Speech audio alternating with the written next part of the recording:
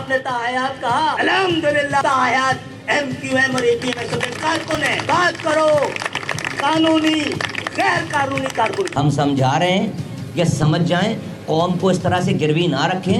हमसे मशवरा हो, अगर हमें कहें कि हमें मुझे चेयरमैन बनने का शौक है, मैं एक रात में उनको जो वो चेयरमैन बनवा दूं। औकात में रहूं और अपना कद MQM से छोटा, जबर से नहीं डरे, जबर के गुलामों से भी डरे। जो बिद्दतें आ गई हैं उन बिद्दतों को निकालना है, कमीना कोई भी उसमें। लानत भेजता हूँ ऐसी चेयरमैनशिप पे जिसके लिए लड़ाई की जाए, चीजें की जाए। नहीं, जो गाड़ी चलाने वाला कैप्टन है गाड़ी तो चलाए, वो गाड़ी नहीं चला रहा। कौम बैठी हुई इंतजार में कि कब गाड़ी चलाएंगे तो मंजिल पे पहुंचेगा। अबे तो हम बैठे रहे। बिस्मिल्लाहिर्रहमानिर्रहीम। अस्सलाम वालेकुम। आज हम बात करेंगे कराची में MQM के सो कॉल दो ग्रुपों में होने वाली शदीद लड़ाई, और लड़ाई के बाद एकदम ठहराव आ गया, और इसके पसे पर्दा क्या चीजें हैं और किसने क्या कहा, ये सब चीजें बात करेंगे। हम बताएंगे कि मुस्तफा कमाल साहब ने जो बातें की उसको कोशिश करके सेंसर करके जितना बता सके हम बताएंगे। वो कहते हैं कि अगर चेयरमैन बनना है तो मुझसे भीख मांगो, मुझसे मुझे बताओ, मैं तुम्हें चेयरमैन बना सकता हूँ। और ये चेयरमैन की लड़ाई नहीं है। वो कहते हैं बगैरत एक रात में मैं चाहूं तो मैं चेयरमैन बन सकता हूँ। उनके कहने के मकसद ये थे कि तुम अभी एक्सपायर हो चुके हो यार, तुम किधर के चेयरमैन हो, तुम होते कौन हो इस दो टर्म के बाद तीसरे पर बैठने के अपने आप एक्सटेंशन मांग रहे हो, और उन लोग से मांग रहे हो तो जिनसे हम हकूक मांगने हैं तो कैसे मांगेंगे। और बहुत कुछ कहा उनको भी और बाकी उसको भी कि मैं क्या बताऊं। और उनका कहने का जो मकसद था, जो उन्होंने आखिर में बयान किया कि भाई एक ऐसी गाड़ी में इस वक्त MQM को बिठा दिया गया है जिसके ड्राइवर को गाड़ी चलानी ही नहीं आ रही। हम सब बैठे हैं गाड़ी में तैयार, और गाड़ी ही नहीं चल रही, और चल रही है तो धक्के दे दे के चल रही है। इस किस्म की उनकी बातें थी, और भी बहुत कुछ उन्होंने कहा जो मैं नहीं कहना चाहता। आग लगाने को तो बहुत लगा सकते हैं लेकिन नहीं कहना चाहता, मगर आप समझ तो गए होंगे, सुना होगा आपने। मैंने सिर्फ एक मौका पेश किया, उसके जवाब में खालिद मकबूल जैसे धीमे लहजे से के आदमी, बहुत बर्दाश्त वाले आदमी भी खामोश नहीं रह सके। मुस्तफा कमाल का तो खासा है, वो एग्रेसिव आदमी है, जब बोलते हैं तो बस फिर बोलते चले जाते हैं। अब तो थोड़ा कंट्रोल आ गया, और बोला उन्होंने कि मैं बहुत कुछ नहीं बोल रहा, जो कुछ मैं बोलना चाहता हूं, जो कुछ मुझे बोलना चाहिए, लेकिन मैं नहीं बोल रहा। ये वो बोल रहा हूँ जो मीडिया में आ गया, लेकिन जब मैं बोलूंगा तो फिर वो कुछ भी बोलूंगा जो वो कहना चाह रहे थे, जो मैंने इस बात के लिए बोला था, जो मैंने वसीम अख्तर के लिए बोला था। समझ तो गए होंगे आप। बहरहाल इसके जवाब में जब डॉक्टर खालिद मकबूल जैसे धीमे लहजे के आदमी ने बोला कमीना कोई भी हो सकता है, ये उन्होंने वो बगैरत वाले उसके उस पर शायद जवाब दिया है कि कमीना कोई भी हो सकता है। और उन्होंने कहा ये मुस्तफा कमाल को बिद्दत करार दिया गया। बिद्दत क्या है समझते हैं शहर वाले लोग।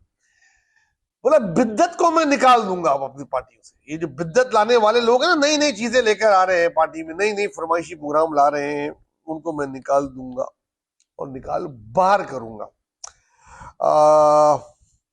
बोलते हैं कि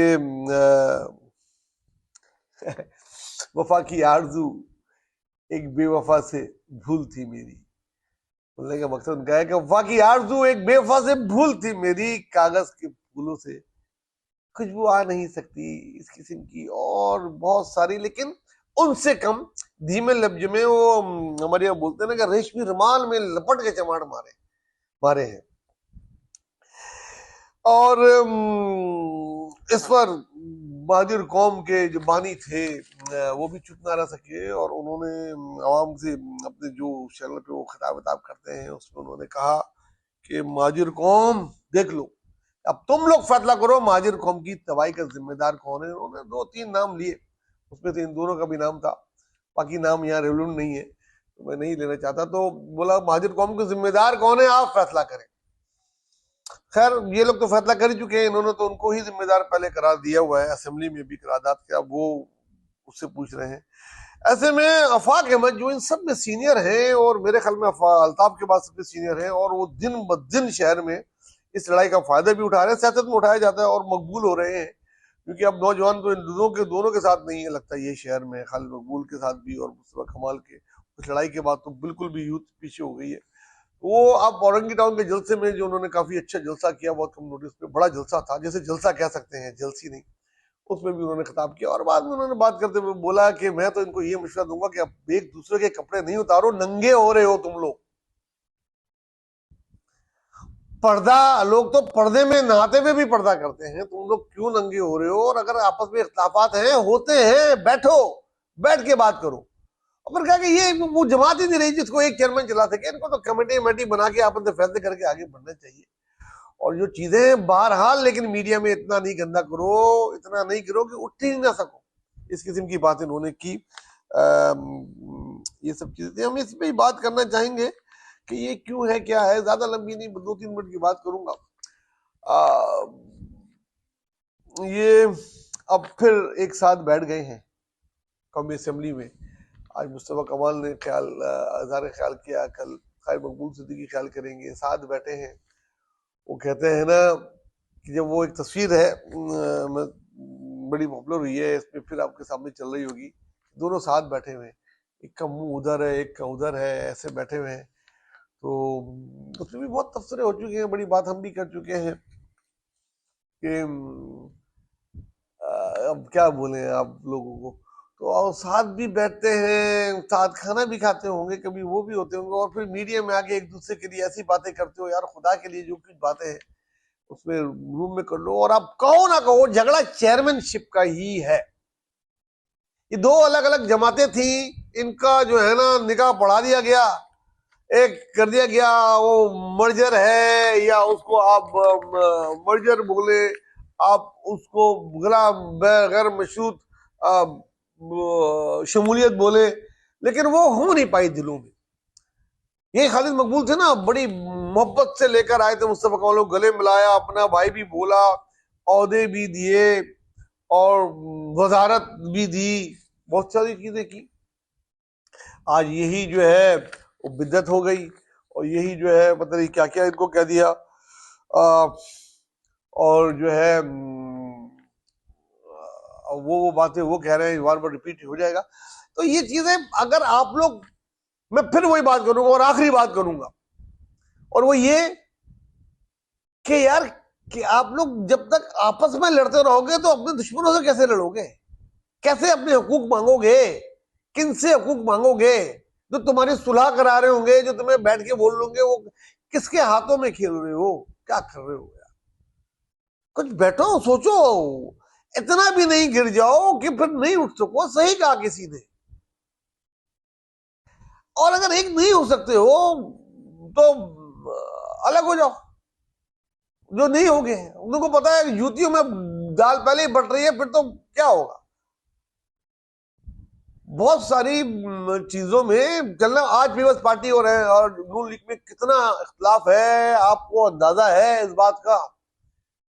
अंदाजा है? कभी कभी झलक नजर आती होगी जब बिलावल साहब कहते हैं इजलास में जाने से पहले कि वो जब इनका बुरा वक्त आता है तो हाथ जोड़ लेते हैं, अच्छा वक्त आता है तो गिरबान पे डाल देते हैं, और मैं इनके लिए तालियां बजाने जाऊं, और ये वो उधर से नवाज शरीफ नाराज होकर चले जाते हैं, गिलगित में अलग बहुत सारे। लेकिन उनको पता है कि अगर हम हटेंगे तो इमरान खान आ जाएगा। तो एक चीज ने बाउंड किया हुआ ना, दोनों को रखा हुआ एक साथ हुकूमत में रहे, दोनों अपने अपने चीजें कर रहे हैं। आप क्या कर रहे हैं? आप एक दूसरे के ही कपड़े उतार रहे हो यार। अब कैसे लोगे? आपकी लड़ाई पाकिस्तान पीपल्स पार्टी से सिंध असेंबली में सियासी लड़ाई है, खुदा ना खातना। मैं फिजिकल लड़ाई का तो बिल्कुल ही खिलाफ हूं, और वो हो चुका, हम भुगत चुके, और नहीं चाहते कि ये नौजवान नस्ल भुगते जो हो चुका 90s में। तो आपको जो सियासी लड़ाई लड़नी है पाकिस्तान पीपल्स पार्टी से है। जब आप आपस में लड़ोगे तो उनसे क्या लड़ोगे? सोच सकते हो लड़ने के वो सियासी तौर पर कहां है। आज जरदारी थोड़े से वोटों के साथ सदर भी बने हुए हैं, बलूचिस्तान में, सिंध में हुकूमत भी बनाई हुई है, केपीके में, पंजाब में गवर्नर भी लिए हुए हैं, कश्मीर में भी हुकूमत है, बलूचिस्तान में भी हुकूमत है, और पता नहीं क्या क्या चीजें उन्होंने ली हुई है। ये होती है सियासत। मुकाबला करना तो आओ सियासत में इनसे करो। अब कभी देखा है इन्होंने आपस में एक दूसरे के कपड़े उतारे हुए? क्या इख्तिलाफात नहीं होते होंगे? होते होंगे यार, नून लीग में नहीं है क्या? सियासत कर रहे हो तो सियासत की तरह करो तुम लोग। मैं कोई तुम अभी क्या बोलूं, फिर नीचे वो शुरू हो जाते हैं लिखना जे मशवरा देने वालों को। बहरहाल कौम की गाड़ी अगर नहीं चल रही है तो ड्राइवर चेंज कर लो यार, इसमें कोई हद नहीं है। क्या पता चेक करो ड्राइवर ठीक हो, पेट्रोल ही नहीं हो गाड़ी में। असल में तो पेट्रोल चेक करो फ्यूल है उसमें कि नहीं है, क्यों स्टार्ट नहीं हो रही। ये था मेरा आज का प्रोग्राम। कमेंट्स कीजिएगा तहजीब के दायरे में, हमेशा मैं कहता हूँ इख्लाफ कीजिएगा, जरूर कीजिएगा। मुझे खुद पसंद है इख्लाफ, लेकिन तमीज के दायरे में। अपना दोस्तों खासकर गरीबों का बहुत ख्याल रखें। और मुहर्रम शुरू हो गया है, गर्मी वैसे भी है, तो सबीले लगाएं, पानी पिलाएं, शरबत पिलाएं, साथ में परिंदों का, आपके मोहल्लों में रहने वाले कैट्स का और पेट्स का भी ख्याल रखें। अल्लाह हाफ़िज़।